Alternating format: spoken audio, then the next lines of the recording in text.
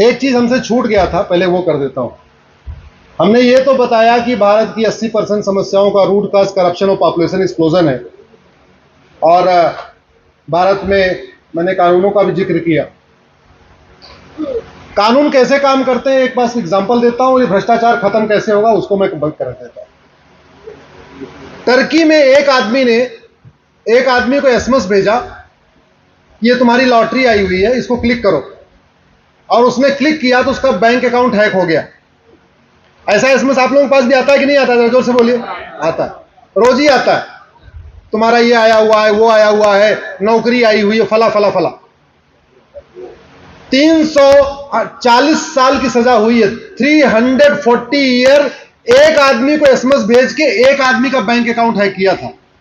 और आपके तो यहां नूह और मेवात में पूरा गैंग पकड़ा गया है। कुछ दिन पहले अखबारों में मैंने पढ़ा था, आप लोगों ने पढ़ा होगा, साइबर फ्रॉड वाला। किसी को 10 साल की सजा नहीं होगी। दूसरा एग्जांपल आपको देता हूं, एक यहां पे सहारा स्कीम आई थी, पैसा डबल करने वाली। पता नहीं कुछ लोग, आप लोगों को क्या पता, पीड़ित भी हो उससे। ऐसे बहुत सारी चिट फंड स्कीम आती रहती हैं। 4 साल में डबल कर देंगे, 5 साल में डबल कर देंगे। वो वादा करते हैं कि बैंक से पहले डबल कर देंगे, और बैंक से पहले भाग जाते हैं। थाईलैंड में एक आदमी ने चिट फंड स्कैम किया था। 16,000 लोगों का पैसा लिया और लेके चंपत हो गया। याद रखिए, सहारा ने 16 लाख लोगों का पैसा हड़पा है, और थाईलैंड में 16,000 लोगों का पैसा हड़पा उसने। 1,41,000 साल की सजा हुई है। कितनी? अब आप सोचेंगे आदमी जिंदा नहीं रहता, तो जिंदा नहीं रहेगा, यह फैक्ट है। लेकिन सजा ज्यादा देने से यह पता चलता है कि उसका अपराध कितना बड़ा था। जिसने श्रद्धा का मर्डर किया है, उसको भारतीय कानून के अनुसार से रेयरेस्ट ऑफ रेयर तो माना नहीं जाएगा, फांसी तो होगी नहीं। और फांसी अगर होती तो कुछ दिन पहले यहां निकिता तोमर की हत्या हुई थी, फांसी हुई क्या? कमलेश तिवारी के हत्यारों को फांसी हुई क्या? डॉक्टर नारंग के हत्यारों को फांसी हुई क्या? फांसी, ये तो हमारे यहां एक सिस्टम हो गया है कि जब जब हत्या होती है 5-7 काम होते रहेंगे, ट्विटर ट्रेंडिंग होगी, फेसबुक फोटो सब कुछ रहेगा, फांसी वांसी होती नहीं है। अभी यासीन मलिक को फांसी नहीं हुई, बिट्टा कराटे को फांसी नहीं हुई। ठीक कह रहे, बहुत अच्छा एग्जांपल उन्होंने दिया। जिसने खुद ही एडमिट किया मैंने मारा हुआ है, मारने वाले ने टीवी पे एडमिट किया मैंने मारा है, बिट्टा कराटे ने भी एडमिट किया, यासीन मलिक ने भी एडमिट किया, फांसी हुई क्या? नहीं हुई। अभी मामला हाई कोर्ट पहुंचा है, अभी सुप्रीम कोर्ट भी आएगा, क्या पता उसके बाद राष्ट्रपति दया याचिका भी चले, सब कुछ चलेगा। इसलिए मैं कहता हूं कानून घटिया है। इसलिए मैं कहता हूं ये कानून घटिया है। क्यों? क्योंकि अंग्रेजों ने कोई भी कानून भारत में भ्रष्टाचार अपराध खत्म करने के लिए बनाया ही नहीं था। अंग्रेजों का मोटो था यहां पे लूटना, यहां पे बांटना। इसलिए 1950 के पहले बने सारे कानूनों को उठा के रद्दी की टोकरी में फेंकने की जरूरत है। हम इतने सक्षम हैं, हमारे वैज्ञानिक अगर अग्नि मिसाइल बना सकते हैं, हमारे वैज्ञानिक वैक्सीन बना सकते हैं, हमारे वैज्ञानिक हर फील्ड में काम कर सकते हैं, हमारे इंजीनियर रोबोट बना सकते हैं, तो भारत के संविधान के जानने वाले, कानून को जानने वाले यहां के वकील और जज मिलकर अच्छा कानून नहीं बना सकते क्या? बना सकते। हजारों की संख्या में हमारे पास retired IAS, retired IPS, retired जज, फॉर्मर एडवोकेट जनरल और present working advocate general, solicitor general, ये सब कुछ है। अब बात आई कि मैंने कहा था ना कि अगर इस पॉलिटिक्स को नो प्रॉफिट नो लॉस बना दिया जाए तो समस्याओं का समाधान हो जाएगा। भारत में 80 करोड़ लोगों को इस समय राशन मिल रहा है कि नहीं? जोर से बोलिए जरा।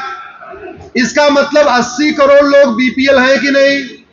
और 80 करोड़ लोग बीपीएल हैं, इसका मतलब पर डे वो 100 रुपए से कम खर्च करते हैं।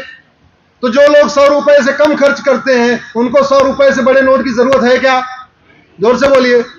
और जो 20% 100 रुपए से ज्यादा खर्च करते हैं, उनके पास एटीएम है, पेटीएम है, यूपीआई है, भीम है, डेबिट कार्ड है, क्रेडिट कार्ड है, कुछ तो है ही है। भारत में 100 रुपए से बड़ी नोट बंद हो जाए, 25% भ्रष्टाचार तत्काल खत्म हो जाएगा। इसीलिए मैंने इस 2000 की नोट को 2016 में सुप्रीम कोर्ट में चैलेंज किया था। अभी जो 2000 की नोट बंद होने वाली है, बंद होने की कगार पे है। हालांकि ये नोटबंदी अच्छी नहीं हो रही है, अकाउंट में पैसा जमा कराना चाहिए था। ये जो एक्सचेंज हो रहा है, गलत हो रहा है।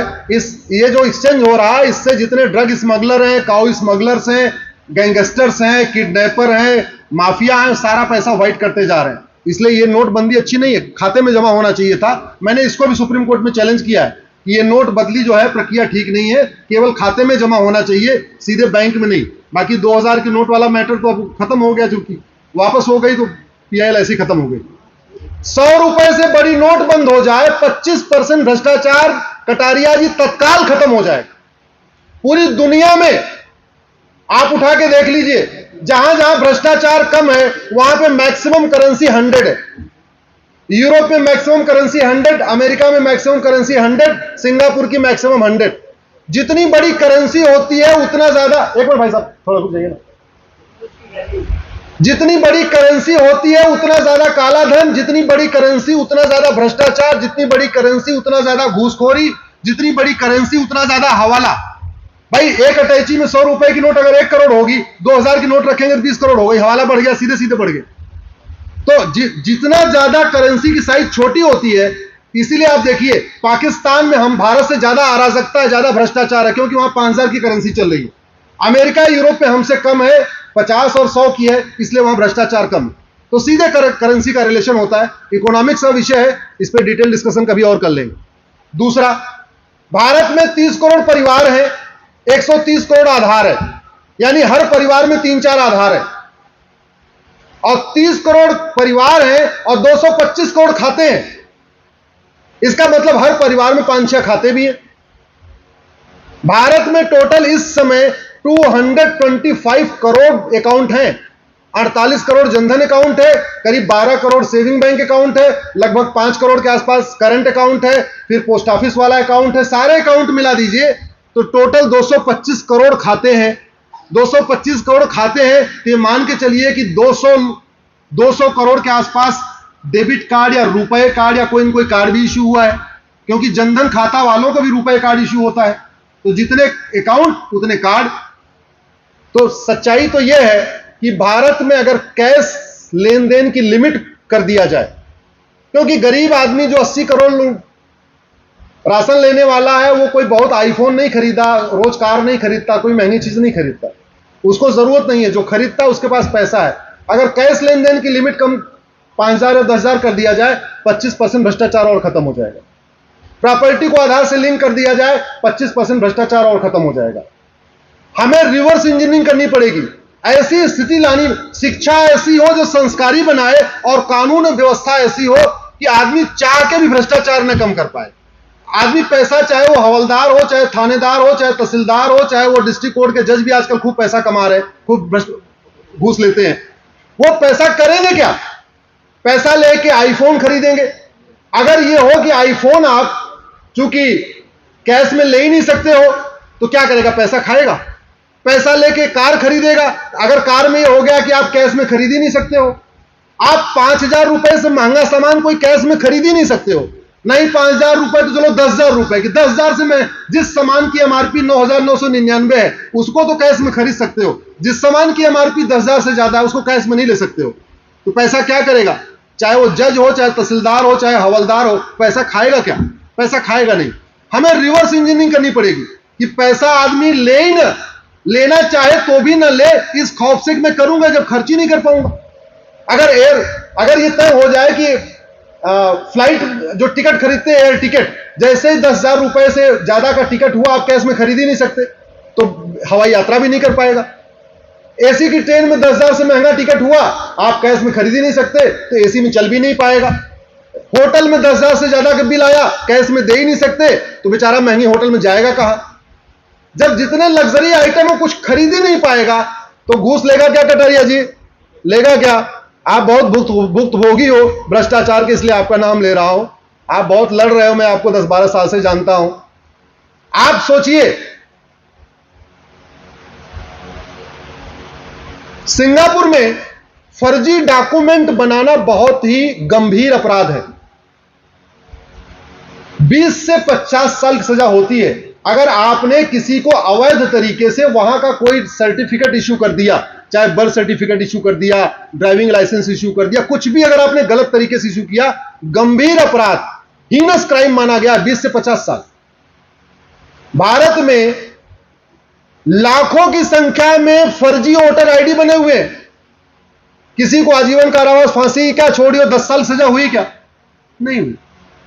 इसलिए कह रहा हूं, कानून ठीक हो जाए, व्यवस्था ठीक हो जाए, शिक्षा ऐसी हो जो प्रत्येक बच्चे को अच्छा भारतीय बनाए, कानून ऐसा हो कि अगर कोई गड़बड़ करना चाहे तो भी कर ना पाए, ये हो जाए तो मुझे लगता है व्यवस्था ठीक हो जाएगी।